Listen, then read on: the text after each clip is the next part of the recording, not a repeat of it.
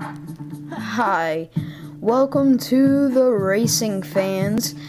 I'm your host, Marshall Gobel, and this is our daily newscast that we will bring to YouTube every day when there is news, at least, and that's usually every day. Basically, we are the world of motorsports. We'll give you all the racing news possible. We are here to give you, the fans, all the news. We only have the most knowledge. We have the most knowledge reporters with over years in experience. A young 14-year-old started this site and podcast because he wanted to grow up to be a journalist one day. He had to go through people who doubted his ability at a young age, but he established a site for the fans and tries hard every day to make all of his fans happy. So that's basically what we are. You can also check us out on TalkShoe.com every Wednesdays at 7 p.m. Eastern Time and 4 p.m. Pacific Time, and that's 6 p.m. Central Time. So, instead of all this chit-chat, let's get into some news. And first, we're going to start with the ARCA Racing Series news. And here on December 14th, the first news is the Senior Bowl to be sponsored at Daytona Testing.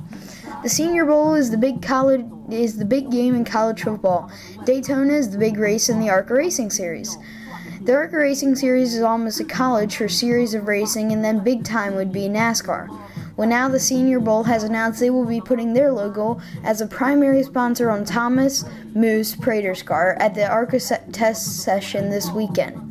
The Senior Bowl will be held live on ESPN on January 26 at 4 p.m. Eastern Time and 1 p.m. Pacific Time. This bowl features future NFL stars, and many NFL coaches are watching to scout these prospects. The Senior Bowl general manager expressed that if the bowl was a couple of days after the Rio Daytona race for the ARCA series, we would sponsor them then, but this is all we can do for now. The Prater family will be attending the game and tailgating for the 44th time at the game.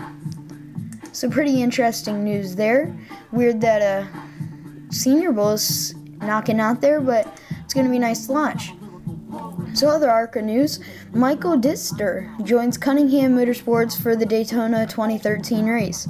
Michael Didster got a very important call this week that said he would drive the number 77 Cunningham Motorsports car at Daytona International Speedway. Didster and the team will compete in the 3-day test session this weekend, most likely to get Didster more experience. The last time Didster ever got behind an ARCA stock car was in 2009. Didster, who was from France, started racing when he was 14 years old. He is now 38.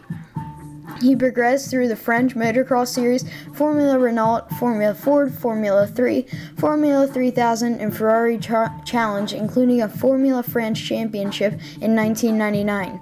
In 2008, Didster made his first stock car start in the ARCA Racing Series at Salem Speedway. In 2009, he made 8 starts for Boucher Motorsports. Didster is now making his way back to America to find a part-time ride, if not a full-time ride, and this race at Daytona will be a deciding factor in whether he gets a part-time ride or full-time ride with Cunningham Motorsports or any other team. Looking forward to returning to the stock cars in the United States, Didster said. In 2008 and 2009, I was able to participate in 10 races in the ARCA Racing Series. In these races, I discovered different types of oval circuits, short track speedways, and super speedways. Cunningham is a very great team, which confirms that my presence in American motorsports was noted for many years. We are recognized and respected in the sport for which I have passion without end. So that's what Didster had to say there. So some pretty cool news there. And let's get into some other ARCA news. And the ARCA age limit has been changed.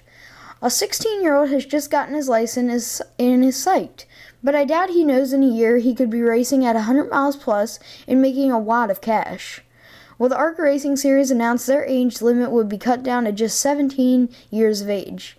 But the 17-year-old can only race at Kentucky and Pocono and 3 other tracks that haven't been announced yet. This will let the 17-year-olds race in at least 17 of the 21 ARCA races. ARCA also announced the Daytona 50th annual race will have 40 spots, and the first 30 will be based off time trials.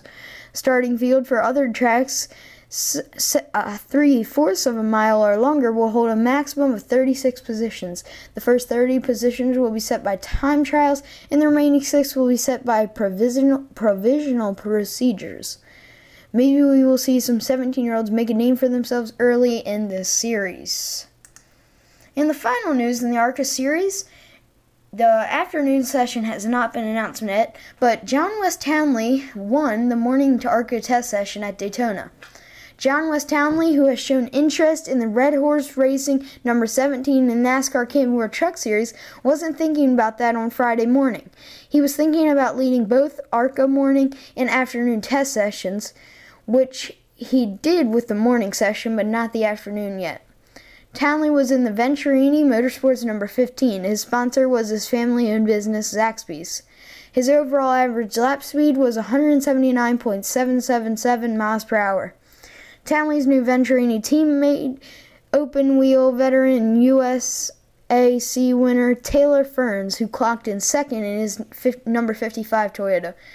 Justin Boston, who signed a full-time ride with Venturini Motorsports, finished third in the testing in his number 25 Toyota.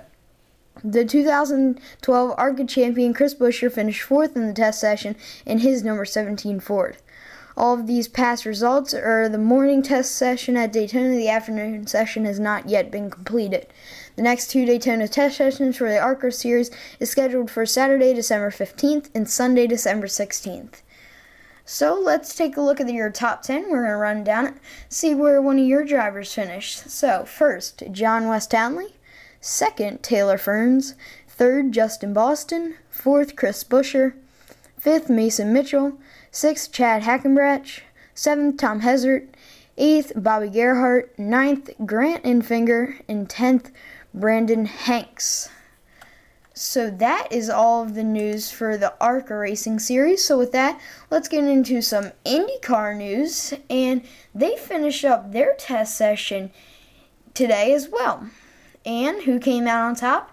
That would be Will Power, driver of the Verizon number 12 for Roger Penske, who recently just captured his first NASCAR Sprint Cup title. Power had a dominating 2 days of practice at Sebring. He led most of both practice sessions and won both of them as well. But Power's dominating 2 test sessions wasn't the only big story. The other would be young rookies that are making a name for themselves quickly. There were 2 certain rookies that stood out over the others. Those 2 would be Tristan Vaughter and Connor Dale. On Wednesday's test session, Sebring was pounded with heavy rain, but they did get in limited times of testing on Wednesday. But now Thursday, teams would have to prepare for a very intense session on the 1.6-mile road course. On Thursday, Power's winning time was 52.84 seconds, and that was in just favorable but not very great weather conditions. Power's best lap to win the session on Wednesday was 53 seconds exactly. Vaughter in his Honda was very impressive in finishing second in the test session on Thursday. Vaughter was this year's Indy Light Series champion. Alex Tagliani posted third in the Thursday's test session with a time of 52.91. He was driving a Honda for Barracuda Racing. Joseph Newgarden turned a 52.93 lap time to earn fourth.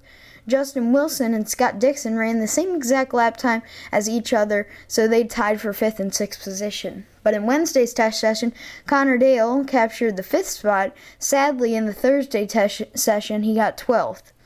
The next test session for the Indy Series is going to take place in mid-January. So let's scroll down the top 10 here and see where one of your drivers finished. First would be Will Power, second Tristan Vaughter, third Alex Tagliani, fourth Joseph Newgarden, fifth Justin Wilson, sixth Scott Dixon, seventh Helio Castroneves, eighth Simona Di Silvestro, ninth Orlo Serva, 10th J.R. Hildebrand. Other notables would be 14th James Hinchcliffe and 11th Tony Kanaan.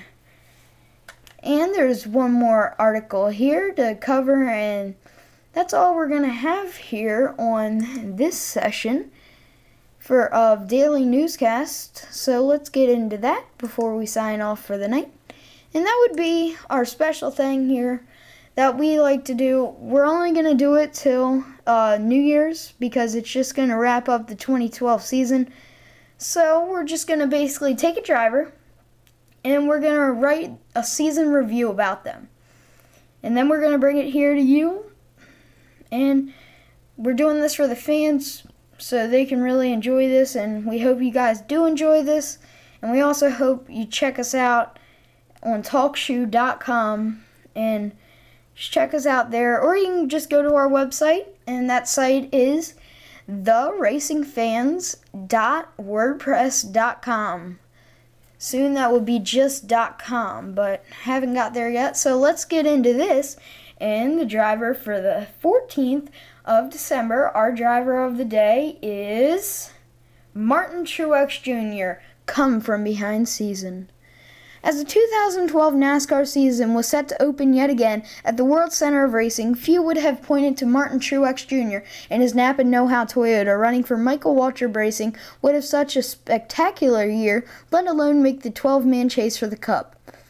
As the 2012 season unfolded, Martin would put together one of his best seasons in Cup, breaking into the 12-man fight for the Cup title. Martin put together 7 top 10 finishes and 19 top 10 finishes with an average finish of 12.1, his best ever by a decent margin. Martin came painfully close to a few wins, as well as the Napa team knocked hard at victory lane on a few occasions. This is a brief overview of the man from New Jersey's dream year that placed him in the shadows of the stars of NASCAR. Martin began his 9th season of competition in NASCAR in 2012 as was an underdog to say the least. He has performed decent to okay in his past 9 seasons, winning 1 race at his home track in Dover Downs, Delaware.